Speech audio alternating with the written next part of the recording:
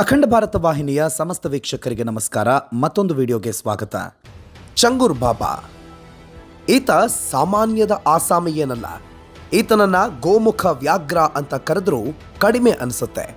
ಹಿಂದೂ ಯುವತಿಯರ ಮತಾಂತರಕ್ಕೆ 1000 ಯುವಕರ ಲವ್ ಜಿಹಾದ್ ಬ್ರಿಗೇಡ್ ಕಟ್ಟಿದಾತ. ಹಿಂದೂ ಪ್ರಾಬಲ್ಯದ 579 ಜಿಲ್ಲೆಗಳನ್ನೇ ಟಾರ್ಗೆಟ್ ಮಾಡಿ ಹಿಂದೂಗಳ ನಿರ್ನಾಮಕ್ಕೆ ಪಣ ತೊಟ್ಟಿದ್ದಾತ. ಹಿಂದುತ್ವವನ್ನೇ ಸರ್ವನಾಶ ಮಾಡೋದಕ್ಕೆ ಪಣ ತೊಟ್ಟಿದ್ದ ಬಾಬಾನಿಗೀಗ ನಮ್ಮ ಯೋಗಿಜಿ ಸರಿಯಾಗಿ ಮದ್ದರಿದ್ದಾರೆ. ಯೋಗಿ ಆದಿತ್ಯನಾಥ್ ಜಿ ಬುಲ್ಡೋಸರ್ ಬಿಟ್ಟು ವಿನಾಶಕಾರಿ ಬಾಬಾನ ಸಾಮ್ರಾಜ್ಯವನ್ನೇ ಉಡೀಸ್ ಮಾಡಿದ್ದಾರೆ. ಅಷ್ಟಕ್ಕೂ ಯಾರು ಈ ಚಂಗೂರ್ ಬಾಬಾ ಅನ್ನೋದನ್ನ ಹೇಳ್ತೀವಿ. ಈ ವಿಡಿಯೋವನ್ನ ತಪ್ಪದೆ ಕೊನೆವರೆಗೂ ನೋಡಿ. ಚಂಗೂರ್ ಬಾಬಾ ಉತ್ತರ ಪ್ರದೇಶದ ಬರಾಂಪುರ ಜಿಲ್ಲೆಯ ಮಾಧಪುರ ಅನ್ನೋ ಕುಗ್ರಾಮದ ನಿವಾಸಿ. ಈತ ಸಾಮಾನ್ಯ ಬಾಬಾ ಅಂತಾನೆ ಎಲ್ಲರೂ ತಿಳಿದುಕೊಂಡಿದ್ರು. ಆದರೆ ಉತ್ತರ ಪ್ರದೇಶದ ATS ಅಧಿಕಾರಿಗಳು ಈತನನ್ನ ಬಂಧಿಸುತ್ತಲೇ ಈತ ಎಂಥ ವಿನಾಶಕಾರಿ ಅನ್ನೋದು ಜಗತ್ತಿಗೆ ತೆರೆದುಕೊಂಡಿತ್ತು. ಬಾಬಾನನ್ನ ಬಂಧಿಸಿದ ಬೆನ್ನಲ್ಲೇ ಯೋಗಿಜಿ ಈತನ ಐಷಾರಾಮಿ ಬಂಗಲೆಯನ್ನೇ ಬುಲ್ಡೋಜರ್ ನುಗ್ಗಿಸಿ ಉಡೀಸ್ ಮಾಡಿದ್ದಾರೆ. 1000 ಮುಸ್ಲಿಂ ಯುವ ಪಡೆ ಮತಾಂತರಕ್ಕೆ ಹಣದ ಹೊಳೆ. ನೋಡೋಕೆ ಸಾಮಾನ್ಯನಂತೆ ಕಾಣ್ತಾ ಇರೋ ಈತನ ಕೆಲಸವನ್ನ ನೋಡಿ ಖುದ್ದು ಉತ್ತರ ಪ್ರದೇಶದ ಪೊಲೀಸರೇ ಬೆಚ್ಚಿ ಬಿದ್ದಿದ್ರು. ಬಿಳಿ ಗಡ್ಡ, ತಲೆಗೊಂದು ಟೋಪಿ ಹಾಕೊಂಡಿರೋ ಈತ ಮಾಡ್ತಾ ಇದ್ದಿದ್ದು ಹಿಂದೂಗಳ ಟಾರ್ಗೆಟ್. ಭಾರತದಲ್ಲಿ ಹಿಂದೂಗಳ ಸಂಖ್ಯೆಯನ್ನ ಕಡಿಮೆ ಮಾಡಿ ಮುಸ್ಲಿಮರ ಸಂಖ್ಯೆ ವೃದ್ಧಿಸೋದು ಈತನ ಉದ್ದೇಶ.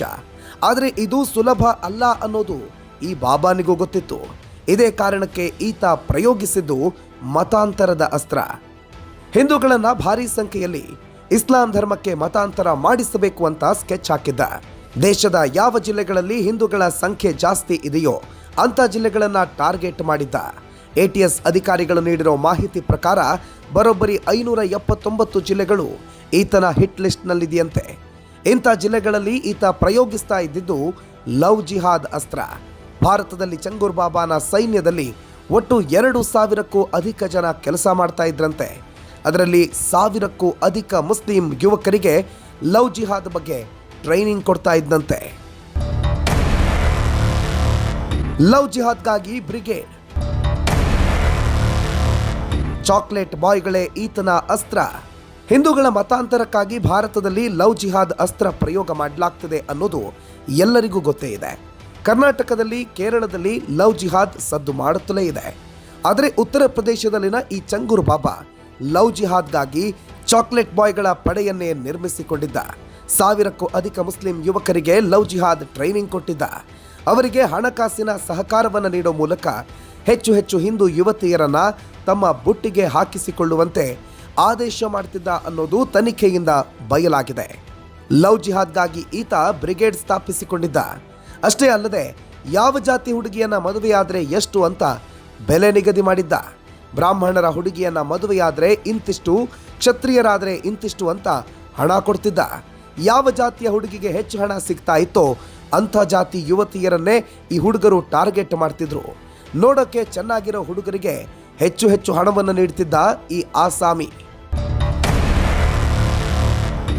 ಸಾಮಾಜಿಕ ಜಾಲತಾಣವೇ ಈತನ ಅಸ್ತ್ರ. ಯುವತಿಯರಿಗೆ ಗಾಳ ಹಾಕೋಕು ಟ್ರೈನಿಂಗ್. ಹೌದು, ಲವ್ ಜಿಹಾದ್ ಬ್ರಿಗೇಡ್ ಮಾಡಿಕೊಂಡು ಸುಮ್ಮನೆ ಬಿಟ್ರೆ ಹಿಂದೂಗಳ ಮತಾಂತರ ಕಾರ್ಯ ಆಗೋದಿಲ್ಲ. ಹೀಗಾಗಿಯೇ ಈತ ಬ್ರಿಗೇಡ್ಗಳ ಆಯ್ಕೆ ಮಾಡಿಕೊಳ್ಳುವ ಯುವಕರಿಗೆ ಸರಿಯಾದ ಟ್ರೈನಿಂಗ್ ಕೊಡ್ತಿದ್ದ. ಸಾಮಾಜಿಕ ಜಾಲತಾಣಗಳನ್ನು ಬಳಸಿಕೊಂಡು ಹಿಂದೂ ಯುವತಿಯನ್ನ ಹೇಗೆ ಬುಟ್ಟಿಗೆ ಹಾಕೋಬೇಕು, ಹಿಂದೂ ಯುವತಿಯರ ಜೊತೆ ಹೇಗೆ ವರ್ತಿಸಬೇಕು, ಬುಟ್ಟಿಗೆ ಹಾಕೊಂಡು ಹೇಗೆ ಮತಾಂತರ ಮಾಡಬೇಕು ಅನ್ನೋದನ್ನ ತರಬೇತಿಯಲ್ಲಿ ಇಂಚಿಂಚು ತಿಳಿಸಿಕೊಡ್ತಿದ್ದ. ಹಿಂದೂ ಯುವತಿಯರು ನಾಪತ್ತೆ. ISI ಜೊತೆ ಬಾಬಾಗಿತ್ತು ನಂಟು. ಉತ್ತರ ಪ್ರದೇಶದ ಕುಗ್ರಾಮದಲ್ಲಿ ವಾಸವಾಗಿದ್ದ ಈ ಚಂಗೂರ್ ಬಾಬಾನ ನೆಟ್ವರ್ಕ್ ಮಾತ್ರ ಹಲವು ದೇಶಗಳಿಗೆ ವ್ಯಾಪಿಸಿತ್ತು. ಭಾರತದ ಬದ್ಧ ವೈರಿ ಪಾಕಿಸ್ತಾನದ ಜೊತೆಗೆ ನಂಟು ಹೊಂದಿದ್ದ ಈ ಚಂಗೂರ್ ಬಾಬಾ ಅದರಲ್ಲೂ ಪಾಕಿಸ್ತಾನದ ISI ಜೊತೆಗೆ ನೇರ ಲಿಂಕ್ ಹೊಂದಿದ್ದ. ಹಾಗಾಗಿ ಅರಬ್ ರಾಷ್ಟ್ರಗಳಿಗೆ ಪ್ರಯಾಣಿಸುತ್ತಿದ್ದ ಈ ಬಾಬಾ ನೆರೆಯ ನೇಪಾಳಕ್ಕೂ ಹೋಗ್ತಿದ್ದ. ನೇಪಾಳದ ಮೂಲಕ ಪಾಕಿಸ್ತಾನದ ISI ಜೊತೆಗೆ ಗುಪ್ತ ಸಭೆ ನಡೆಸುತ್ತಿದ್ದ ಅನ್ನೋ ಅನುಮಾನವೂ ಇದೆ. ಅಷ್ಟೇ ಅಲ್ಲ, ಈತನ ಮತಾಂತರ ಕಾರ್ಯದ ಹಿಂದೆ ISI ನಂಟಿರೋ ಕುರಿತು ಅಧಿಕಾರಿಗಳು ತನಿಖೆ ನಡೆಸುತ್ತಿದ್ದಾರೆ. ಎಂದಿಗೂ ತಾನು ಸಿಕ್ಕಿ ಬೀಳಲೇಬಾರದು ಅನ್ನೋ ಕಾರಣಕ್ಕೆ ಈ ಚಂಗೂರು ಬಾಬಾ ಮತಾಂತರಕ್ಕೆ ಕೋಡ್ ವರ್ಡ್ಗಳನ್ನು ಬಳಕೆ ಮಾಡ್ತಿದ್ದ. ಎಷ್ಟು ನೀಟಾಗಿ ಈತ ಹಿಂದೂ ಹುಡುಗಿಯರನ್ನ ಮತಾಂತರ ಮಾಡಿದ್ದ ಅಂದ್ರೆ ಚಂಗೂರು ಬಾಬಾನ ವಿರುದ್ಧ ಯಾರೊಬ್ಬರೂ ಕೂಡ ದೂರು ಕೊಟ್ಟಿರಲಿಲ್ಲ. ಆದರೆ ಈಗ ಚಂಗೂರು ಬಾಬಾ ಅರೆಸ್ಟ್ ಆಗುತ್ತಲೇ ಹಿಂದೂ ಯುವತಿಯರು ನಾಪತ್ತೆ ಆಗಿರೋ ಕುರಿತು ಸಾಲು ಸಾಲು ದೂರುಗಳು ಪೊಲೀಸ್ ಠಾಣೆಯಲ್ಲಿ ದಾಖಲಾಗ್ತಿವೆ. ಈಗಾಗಲೇ 20ಕ್ಕೂ ಅಧಿಕ ಯುವತಿಯರ ಕಡೆಯವರು ದೂರು ಕೊಟ್ಟಿದ್ದಾರೆ. ಈ ಚಂಗೂರು ಬಾಬಾ ಹಿಂದೂ ಯುವತಿಯರನ್ನ ಮತಾಂತರಗೊಳಿಸಿ ವಿದೇಶಕ್ಕೆ ಮಾರಾಟ ಮಾಡಿದಾನ ಅನ್ನೋ ಅನುಮಾನ ಕಾಡ್ತಿದೆ. ಭಾರತದ ಗಡಿದೇಶವಾಗಿರೋ ನೇಪಾಳದಲ್ಲಿಯೂ ಈತ ಮತಾಂತರಕ್ಕೆ ಸ್ಕೆಚ್ ಹಾಕಿದ್ದಾನೆ. ಇದಕ್ಕಾಗಿ ನೇಪಾಳಕ್ಕೆ ಹೊಂದಿಕೊಂಡಿರುವ ಭಾರತದ ಗಡಿ ಪ್ರದೇಶದಲ್ಲಿ ಮತಾಂತರದ ಕೇಂದ್ರವನ್ನ ಸ್ಥಾಪಿಸೋದಕ್ಕೆ ಸಿದ್ಧತೆ ಮಾಡಿಕೊಂಡಿದ್ದ. ಇದಕ್ಕಾಗಿ ಸುಮಾರು 10 ಕೋಟಿ ರೂಪಾಯಿ ಹಣವನ್ನ ವಿನಿಯೋಗ ಮಾಡಿದ್ದ. ಸುಮಾರು 46 ಗ್ರಾಮಗಳ ಯುವಕರಿಗೆ ತರಬೇತಿ ಕೊಡಿಸಿರೋ ಲೆಕ್ಕಾಚಾರ ಹಾಕಿದ್ದಾನೆ. ಆದರೆ ಅಷ್ಟರಲ್ಲಾಗಲೇ ಅಧಿಕಾರಿಗಳ ಕೈಯಲ್ಲಿ ಸಿಕ್ಕಿ ಬಿದ್ದಿದ್ದಾನೆ ಈ ಆಸಾಮಿ. ಚಂಗೂರು ಬಾಬಾ, ಆತನ ಆಪ್ತೆ ನೀತು ಅಲಿಯಾಸ್ ನಸ್ರೀನ್ ಪತಿ ಜಮಾಲುದ್ದೀನ್, ಚಂಗೂರು ಬಾಬಾ ಮಗ ಮೆಹಬೂಬ್ನನ್ನ ATS ಅಧಿಕಾರಿಗಳು ಅರೆಸ್ಟ್ ಮಾಡಿದ್ದಾರೆ. ಚಂಗೂರು ಬಾಬಾ ಸುಮಾರು 40ಕ್ಕೂ ಅಧಿಕ ಬ್ಯಾಂಕ್ ಖಾತೆಗಳನ್ನು ಹೊಂದಿದ್ದು ಬರೋಬ್ಬರಿ 100 ಕೋಟಿಗೂ ಅಧಿಕ ಹಣವನ್ನು ವಶಕ್ಕೆ ಪಡೆಯಲಾಗಿದೆ. ಮತಾಂತರಕ್ಕಾಗಿಯೇ ವಿದೇಶಗಳಿಂದ ಈತನಿಗೆ ಕೋಟಿ ಹಣ ಹರಿದು ಬರ್ತಾ ಇತ್ತು ಅನ್ನೋ ಅನುಮಾನವು ಅಧಿಕಾರಿಗಳಿದೆ. ತನ್ನ ಊರಲ್ಲಿ ಸೈಕಲ್ ಏರಿ ತಾಯ್ತಾ ಮಾರ್ಕೊಂಡು ಜೀವನ ನಡೆಸ್ತಿದ್ದ ಈ ಚಂಗೂರು ಬಾಬಾ ಬರೋಬ್ಬರಿ 500 ಕೋಟಿಯ ಒಡೆಯ ಅಂದ್ರೆ ನಂಬೋದಕ್ಕೆ ಸಾಧ್ಯನಾ? ಚಂಗೂರು ಬಾಬಾನ ಐಷಾರಾಮಿ ಬಂಗಲೆ ಧ್ವಂಸ. ಯೋಗಿಜಿ ನಾಡಲ್ಲಿ ಹಿಂದೂಗಳನ್ನ ಮುಟ್ಟಿದ್ರೆ ಉಡೀಸ್. ಉತ್ತರ ಪ್ರದೇಶದಲ್ಲಿ ಯೋಗಿ ಆದಿತ್ಯನಾಥ್ ಜಿ ಅಧಿಕಾರಕ್ಕೆ ಬರುತ್ತಲೇ ಒಬ್ಬೊಬ್ಬರದೇ ಮುಖವಾಡ ಕಳಚಿ ಬೀಳ್ತಿದೆ. ಕೆಲ ದಿನಗಳ ಹಿಂದಷ್ಟೇ ಮನೆಯಲ್ಲಿ ಬಾಂಬ್ ತಯಾರಿಸ್ತಾ ಇದ್ದ ವೈದ್ಯ ಸಿಕ್ಕಿಬಿದ್ದಿದ್ದ. ಇದೀಗ ಚಂಗೂರು ಬಾಬಾನ ಸರದಿ.